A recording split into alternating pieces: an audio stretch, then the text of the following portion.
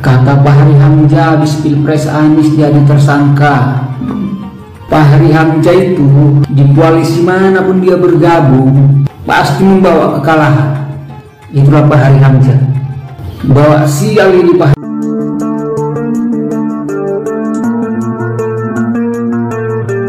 Assalamualaikum warahmatullahi wabarakatuh.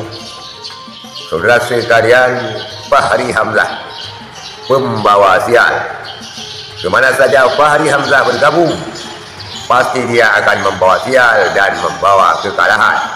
Untung saja Fahri Hamzah tidak bergabung dalam koalisi Anies, dan dia hanya berkoar-koar membenci Anies Rashid Baswedan.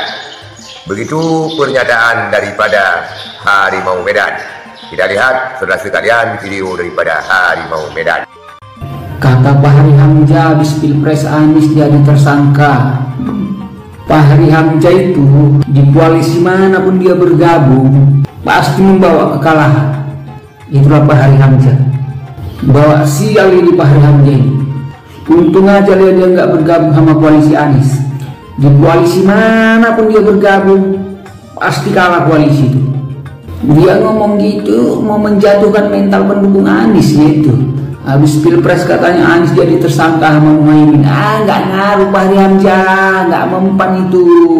Bagi pendukung Anies gertak-gertak tai kucing itu Fahri. Saudara sekalian, pernyataan Harimau Medan tentang Fahri Hamzah. Fahri Hamzah ini dinilainya membawa sial, dan apabila Fahri Hamzah bergabung ke koalisi Anies akan mengakibatkan kekalahan pada Anies. Untung saja dia tidak bergabung dengan koalisi Anies Rashid Baswedan. Saudara sekalian, Fahri Hamzah ini kita kenal sebagai politisi daripada PKS dulunya, dan sekarang dia berpartai dengan Partai Gelora dan mendukung Prabowo Subianto, Gibran Raka Buming Raka. Dan pada statement-statementnya dia kerap kali mengumbar kebencian dan rasis terhadap Anies Rashid Baswedan. Termasuk dia mengatakan bahwa Anies akan jadi tersangka. Apabila selesai daripada Pilpres ini, Anies akan tersangka. Begitu ungkap Fahri Hamzah. Dan pada postingan-postingan yang lainnya, Fahri Hamzah juga sangat berlebihan, seolah-olah dia orang yang sudah sangat benar. Seolah-olah dia orang yang sangat lurus.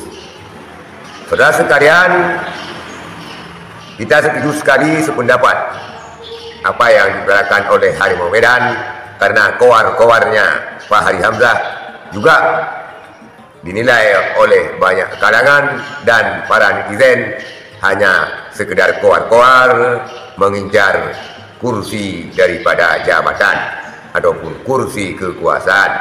Dan Fahri Hamzah ini seolah-olah dia hanyalah politisi yang paling bersih dan berbobot, dan dia terkesan menakut-nakuti dan berstatement akan Anies, dan berstatement bahwa Anies akan menjadi tersangka.